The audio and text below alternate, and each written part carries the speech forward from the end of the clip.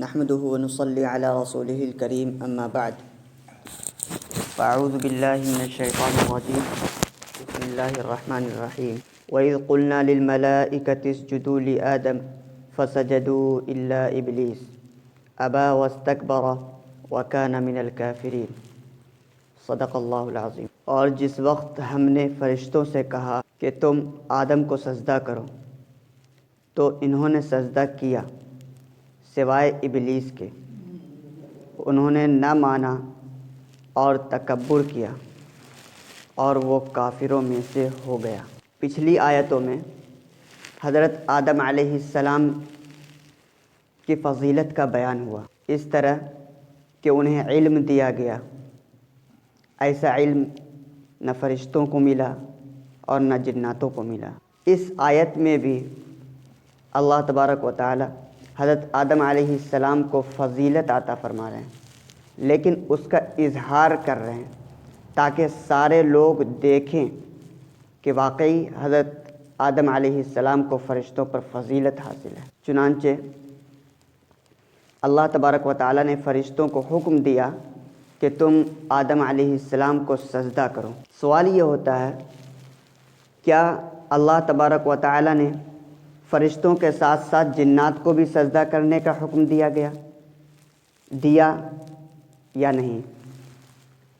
جواب یہ ہے کہ فرشتوں کے ساتھ ساتھ جناتوں کو بھی سجدہ کرنے کا حکم دیا گیا، کیونکہ اللہ تبارک و تعالی نے فرمایا فَسَجَدُوا إِلَّا إِبْلِيسَ، انہوں نے سجدہ کیا سوائے ابلیس کے۔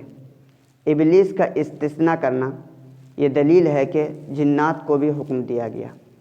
اگر ہم یہ کہیں کہ زید آیا سوائے عمر کے، اس کا مطلب یہ ہے کہ ہم نے زید کے ساتھ ساتھ عمر کو بھی کہلوا بھیجا تھا، لیکن دونوں نہیں آئے، صرف زید آیا۔ فَسَجَدُوا إِلَّا إِبْلِيسَ، حضرت آدم علیہ السلام کو فرشتے سجدہ کر رہے ہیں۔ یہ بات یقینی ہے کہ شریعت محمدیہ میں یا اس سے پہلے جو شریعتیں آئی، کسی میں بھی یہ سجدہ عبادت کے لیے جائز نہیں تھا، یعنی کوئی بھی ایسا عمل جس میں کفر کا شبہ ہو یہ جائز نہیں تھا۔ تو پھر اللہ تبارک و تعالی نے فرشتوں کو سجدہ کرنے کا حکم کیوں دیا؟ اللہ تبارک و تعالی نے فرشتوں کو جو سجدہ کرنے کا حکم دیا، یہ دراصل سجدہ تعظیمی تھا۔ یہ وہ سجدہ نہیں تھا جو عبادت کے لیے ہم لوگ کرتے ہیں، بلکہ یہ سجدہ تعظیمی تھا۔ سورہ یوسف میں حضرت یوسف علیہ السلام کو بھی ان کے والدین اور ان کے اولادوں کو سجدہ کرنے کا حکم دیا گیا تھا، وہاں بھی وہ سجدہ تعظیمی تھا۔ مطلب جس طریقے سے ہم ایک دوسرے سے سلام کرتے ہیں تعظیم کے لیے، مصافحہ کرتے ہیں تعظیم کے لیے، معانقہ کرتے ہیں تعظیم کے لیے، اسی طریقے سے یہ سجدہ پچھلی امتوں میں تعظیم کے لیے ہوتا تھا۔ گویا کہ اس سجدہ کی مثال سلام جیسی ہے، اس سجدے کی مثال مصافحہ جیسی ہے، اس سجدے کی مثال معانقے جیسی ہے۔ لیکن شریعت محمدیہ میں یہ سجدہ تعظیمی بھی منسوخ کر دیا گیا۔ وجہ یہ ہے کہ بعض اعمال ایسے ہیں جو بذات شرک اور کفر ہے۔ بتوں کو سجدہ کرنا، اسے معبود سمجھ کر، یہ بذات شرک اور کفر ہے۔ لیکن بعض اعمال ایسے ہیں جو بذات شرک نہیں ہے، لیکن جہالت کی وجہ سے، غفلت کی وجہ سے وہ شرک کا ذریعہ بن جاتا ہے۔ مثلا تصویر بنانا اور اس کا استعمال کرنا، گھروں میں لٹکانا، یہ بذات یہ عمل شرک نہیں ہے، لیکن جہالت اور غفلت کی وجہ سے پچھلی امتوں میں یہ شرک کا ذریعہ بن گیا۔ چنانچہ تصویر بنانا حضرت سلیمان علیہ السلام کے واقعے میں تصویر بنانے کا ذکر آیا ہے۔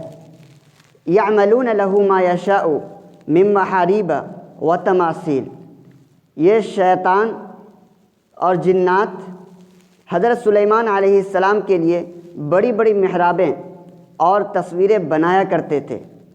پچھلی امتوں میں تصویر بنانا جائز تھا، بالذات یہ شرک نہیں ہے، لیکن چونکہ یہ شرک کا ذریعہ ہے اس لیے شریعت محمدیہ میں اسے منع کر دیا گیا۔ اسی طریقے سے سجدہ تعظیمی یہ پچھلی امتوں میں جائز تھا، لیکن شریعت محمدیہ میں سجدہ تعظیمی کو منع کر دیا گیا۔ وجہ، شریعت محمدیہ یہ ایک دائمی اور ابدی شریعت ہے۔ آپ صلی اللہ علیہ وسلم یہ ایک آخری نبی ہیں۔ آپ صلی اللہ علیہ وسلم کی شریعت یہ آخری شریعت ہے، آپ کے بعد کوئی نبی آنے والا نہیں ہے۔ اس لیے اللہ تبارک و تعالی نے سوچا کہ ہر ایسے عمل کو بند کر دیا جائے، ہر ایسے سوراخ کو بند کر دیا جائے جس کے ذریعے سے شرک کو کفر کے آنے کا اندیشہ ہو۔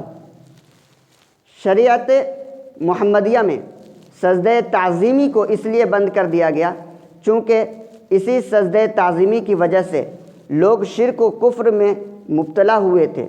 تصویر بنانا اس لیے شریعت محمدیہ میں منع کر دیا گیا اس لیے کہ اسی کے ذریعے سے لوگ شرک و کفر میں مبتلا ہوئے تھے اور اسی کی وجہ سے تحریفیں بھی ہوئی تھی۔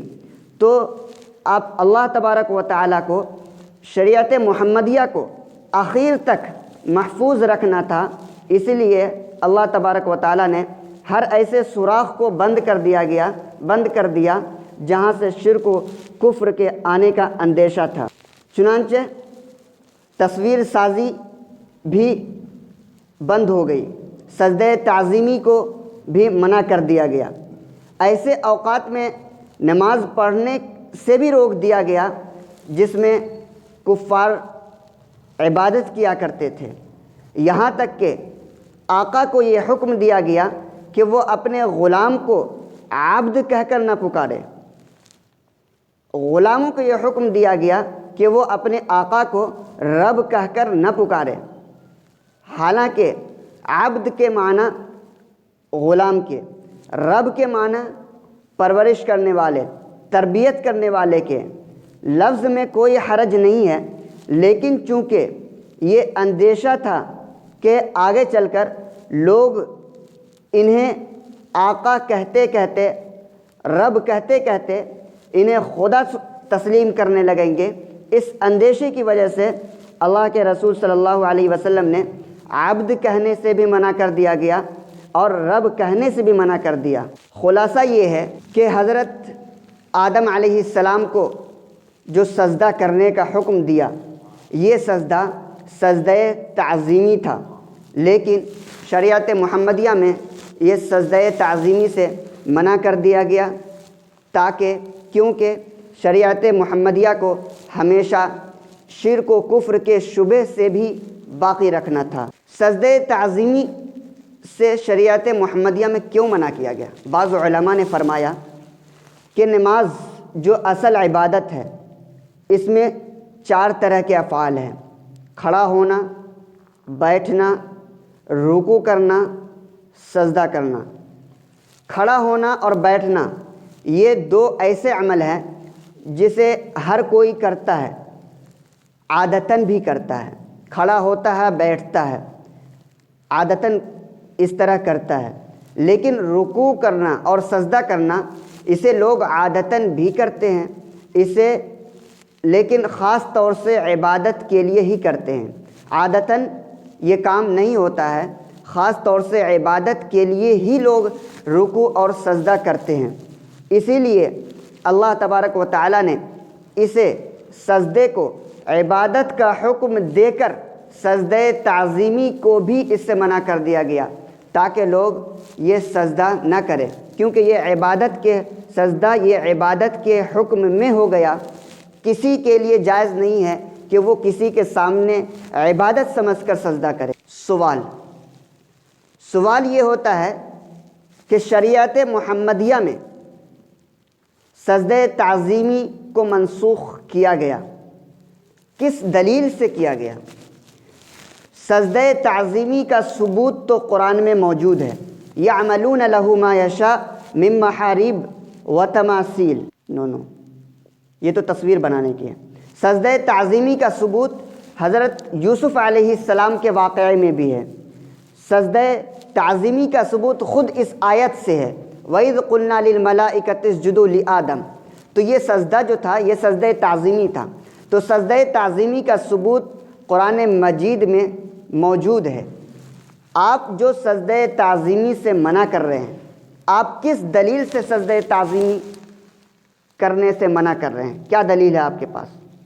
دلیل رسول اللہ صلی اللہ علیہ وسلم نے فرمایا کہ اگر میں غیر اللہ کے لیے سجدہ تعظیمی کو جائز قرار دیتا تو بیوی کو حکم دیتا کہ شوہر کو سجدہ کرے، لیکن چونکہ سجدہ تعظیمی یہ جائز نہیں ہے، اس لیے بیوی کو بھی حکم نہیں دیا گیا کہ وہ اپنے شوہر کو سجدہ کرے۔ یہ حدیث 20 صحابہ کرام کی روایت سے ثابت ہے۔ اصول حدیث کی معروف کتاب تدریب الراوی میں ہے کہ جس روایت کو 10 صحابہ کرام بیان کر دے وہ حدیث متواتر ہو جاتی ہے، قرآن کی طرح قطعی ہو جاتی ہے، لیکن اس حدیث کو روایت کرنے والے تو 20 صحابہ کرام ہیں۔ وَكَانَ مِنَ الْكَافِرِينَ، یہ ابلیس کافروں میں سے ہو گیا۔ یہ ابلیس کو کافر کیوں کہا گیا؟ کیا اس وجہ سے کہ انہوں نے سجدہ کرنے سے انکار کر دیا، یا کوئی اور وجہ ہے؟ عملی نافرمانی اگر کوئی شخص کرتا ہے تو اس کی وجہ سے اسے کافر نہیں کہا جا سکتا، اسے فاسق تو کہا جا سکتا ہے لیکن کافر نہیں کہا جا سکتا۔ بہت سے مسلمان ہیں جو مسجد نہیں آتے، نماز نہیں پڑھتے، سجدہ نہیں کرتے، تو کیا اس سجدہ نہ کرنے کی وجہ سے، عملی نافرمانی کی وجہ سے انہیں کافر کہا جائے گا؟ نہیں کہا جائے گا، اسے فاسق کہا جائے گا۔ تو پھر شیطان کو سجدہ نہ کرنے کی وجہ سے کافر کیوں کہا گیا؟ دراصل جواب یہ ہے کہ شیطان کو کافر عملی نافرمانی کی وجہ سے نہیں کہا گیا، بلکہ شیطان کو جو کافر کہا گیا یہ حکم ربانی سے مقابلہ کرنے کی وجہ سے کہا گیا۔ شیطان نے کہا کہ آپ جس کو سجدہ کرنے کا حکم دے رہے ہیں یہ اس قابل نہیں ہے کہ اسے سجدہ کیا جائے۔ اللہ تبارک و تعالی نے شیطان کو جو کافر کہا وہ اسی معارضے کی وجہ سے، مقابلے کی وجہ سے، ڈیبیٹ کی وجہ سے یہ اسے کافر قرار دیا گیا۔ ابلیس کے بارے میں کہا جاتا ہے کہ وہ علم و معرفت میں اعلیٰ مقام رکھتا تھا۔ جب وہ علم و معرفت میں اعلیٰ مقام رکھتا تھا تو اس نے سجدہ کرنے سے انکار آخر کیوں کیا؟ علماء نے لکھا ہے کہ انہوں نے سجدہ کرنے سے انکار اس لیے کیا کہ علم و معرفت کو اللہ تبارک و تعالی نے اس سے سلب کر لیا۔ کس کی وجہ سے؟ تکبر کی وجہ سے۔ جب انہوں نے کہا کہ یہ اس قابل نہیں ہے کہ انہیں سجدہ کیا جائے، انہوں نے تکبر کیا، بات ماننے سے انکار کیا، تو اللہ تبارک و تعالی نے وہ علم و معرفت جو انہیں دے رکھی تھی اسے سلب کر لیا۔ پھر اس کے بعد انہوں نے یہ حرکت کی۔ اس سے معلوم یہ ہوا کہ ایمان وہی معتبر ہے جو آخر عمر تک ساتھ رہے۔ اگر ایک بندہ پوری زندگی نماز پڑھتا رہا، اطاعت کرتا رہا، لیکن آخر عمر میں جا کر اس نے کفر والا عمل کیا تو اسے مسلمانوں میں شمار نہیں کیا جائے گا۔ مسلمان وہی ہوگا جو آخر عمر تک مسلمان رہے۔ اللہ تبارک و تعالی سے دعا کریں کہ اللہ تبارک و تعالی ہمیں پوری زندگی اطاعت کے ساتھ گزارنے کی توفیق عطا فرمائے، اور آخر عمر میں لب پر کلمہ لا الہ الا اللہ جاری فرما دے۔ آمین۔ وآخر دعوانا ان الحمد للہ رب العالمین۔